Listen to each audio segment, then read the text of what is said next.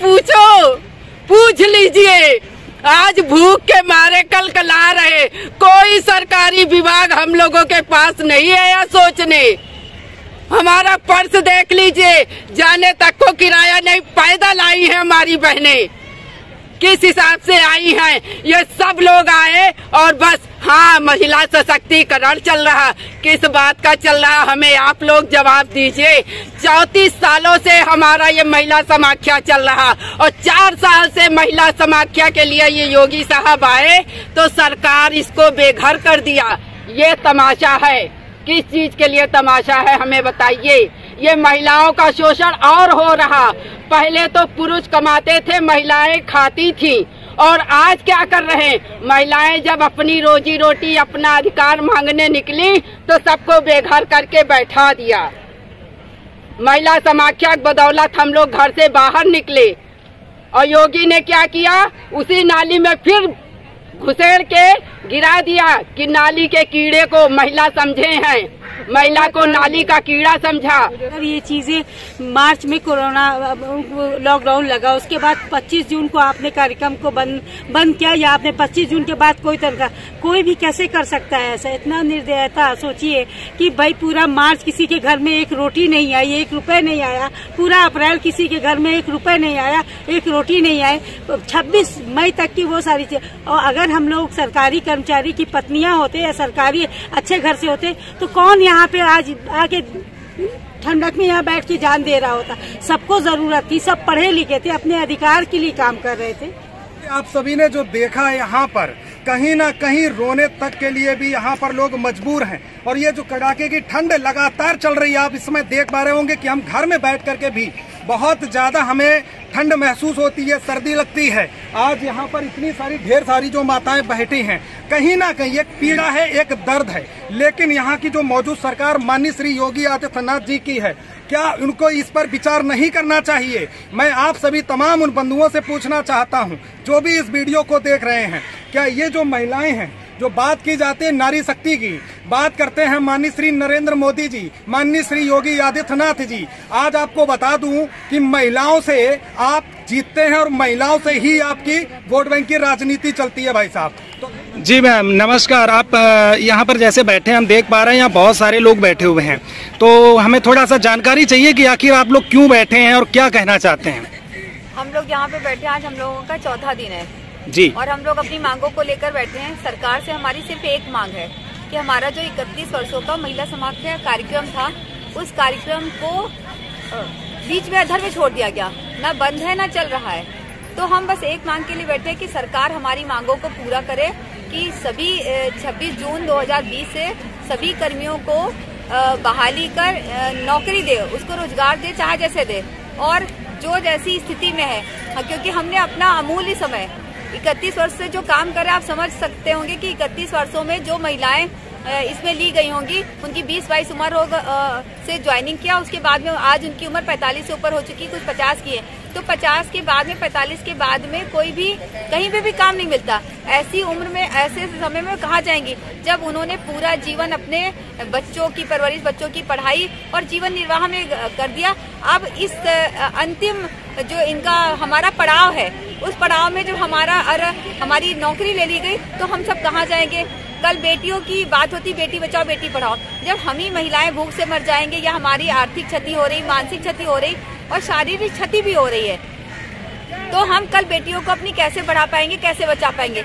हमने बहुत सारे काम किए जेंडर समानता पे, और हम बात बराबरी की करते हैं। ये भी कहा जाता है जितनी भी संस्थाएं काम करती, सरकार भी इस बात को महत्व देती है कि हमारी जो मिशन शक्ति चल रहा है या सशक्तिकरण जो उसमें हो रहा है, उसमें महिलाओं का बहुत इम्प्रूव हो रहा है, महिलाएं बढ़ रही हैं, देश बदल रहा है, देश में बहुत उज्जवल भविष्य की कामना की जाती है।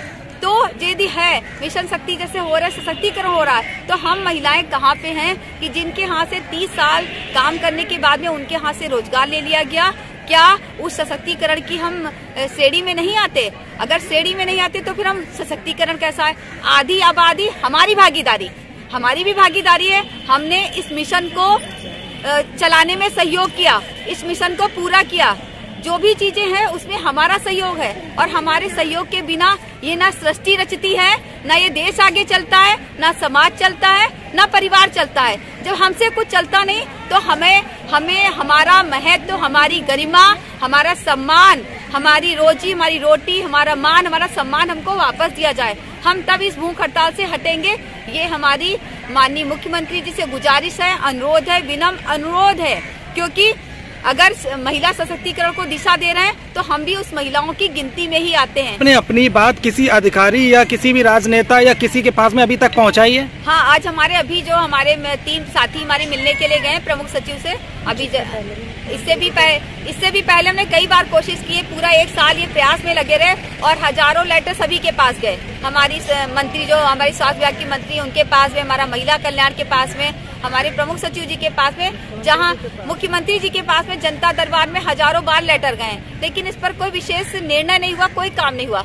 इसलिए मजबूरन में आके हमको आज भूख हड़ताल पे बैठना पड़ा। आज हमारा 4था दिन है और आज थोड़ा आश्वासन मिला है, तो हमारे साथी गए 3 मिलने के लिए कि प्रमुख सचिव जी से कि अब क्या आश्वासन मिलता है, क्या हमारी मांगे पूरी होती हैं, ये तो उनके आने के बाद ही पता। लेकिन मैम अभी क्या है ना कि अभी जैसे आप बता पा रहे हैं कि सचिव के पास में आपके 3 लोग गए हुए हैं, तो मैंने अभी देखा था कुछ दिन के पहले, लगभग 1 सप्ताह पहले यहाँ पर चौकीदारों का जो धरना प्रदर्शन चल रहा था, वहाँ पे भी उन 4-5 लोगों को सचिवालय ले जाया गया, उनको आश्वासन दे दिया गया था कि 20 तारीख तक आपका अधिकार आपको मिलके रहेगा। लेकिन अभी तक 20 की बजाय आज 23 तारीख होने जा रही है, लेकिन इसके बाद भी उन्हें अभी तक उनका अधिकार वापस नहीं मिला है। आपको क्या लगता है कि आपके जो 3 लोग गए हैं वहाँ से आपको क्या उम्मीद लगती है, बता पाएंगे आप? देखिए, उम्मीद पे तो दुनिया टिकी है ना, उम्मीद पे ही हम आए थे, उम्मीद पे आज 4 दिन हो गए।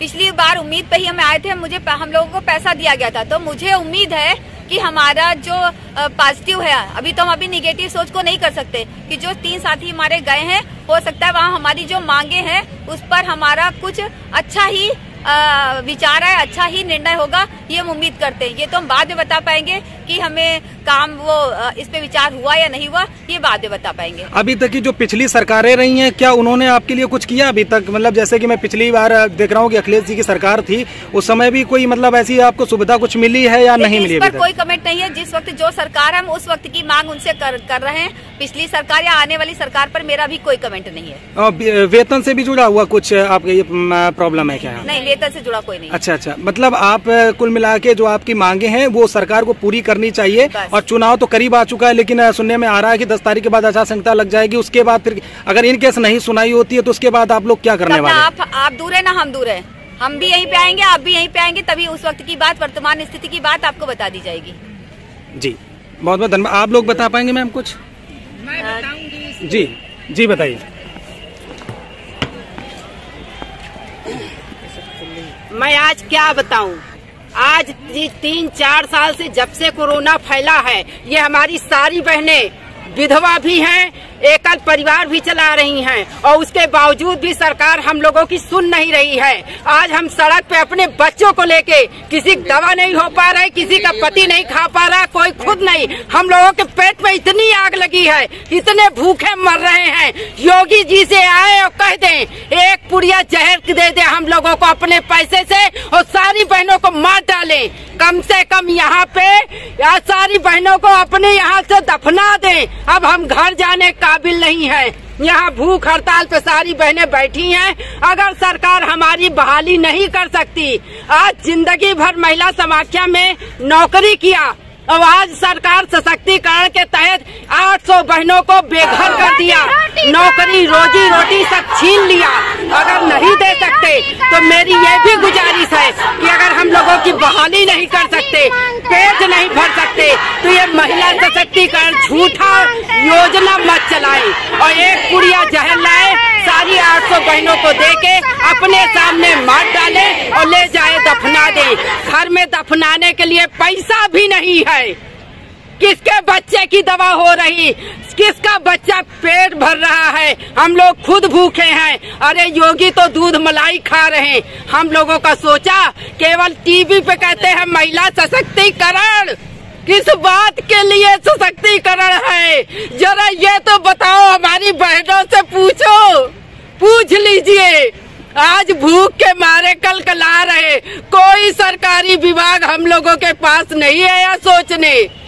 चुनाव आने वाला है और ये जितनी भी माताएं यहाँ बैठी हैं, इससे आपको जवाब भी मिल जाएगा, क्योंकि जिस तरीके से हमारे देश के अंदर, प्रदेश के अंदर वोट बैंक की राजनीति की जाती है, आज ये कई सारी महिलाएं जो बैठी हैं, देख पा रहे होंगे ये तंबू टेंट जो लगे हुए हैं, कहां कहां से लोग आए, कितनी दूर से आए हैं। और इनका पीछे अगर दिखा पाएंगे आप, जितेंद्र थोड़ा सा पीछे दिखाइए, यहाँ पे आप देखेंगे कि यहाँ पर इनका गैस चूल्हा भगोने का इंतजाम रखा है। यानी कि मैं अगर कहूँ तो इन्होंने पूरा अपना यहाँ पर एक डेरा बनाया हुआ है और अब ये तभी यहाँ से उठने वाले हैं जब इनको पूरा अधिकार इनको वापस मिल जाएगा। और मैं योगी सरकार से अपील करना चाहता हूँ, निवेदन करना चाहता हूँ। देखिए, आपकी महाराज जी, आपकी तो शादी नहीं हुई है तो आप महिलाओं का सम्मान क्या जानेंगे, लेकिन मैं चाहता हूँ कि अगर आप चाहते हैं कि इनका सम्मान हो, इनका जो अधिकार है, जो इनका परेशानी है, इसको अगर आप दूर करेंगे तो फिर से आप सरकार बना पाएंगे। नहीं दूर करेंगे तो ये रिजल्ट आपको 2022 में मिलके रहेगा, क्योंकि जब महिलाएं रोड पर उतर आती हैं तो कुछ ना कुछ गलत होने वाला होता है। तो बस इंतजार करिए। अगर आप नहीं चाहते कि गलत हो तो प्लीज इनकी हेल्प करिए, मदद करिए, इनकी जो परेशानी है उसका जो भी है उसका निवारण करिए। यही मैं अपील करना चाहता हूं मौजूद समय में जो उत्तर प्रदेश सरकार है। धन्यवाद, नमस्कार। मैं अनु त्रिपाठी। जय हिंद, जय भारत।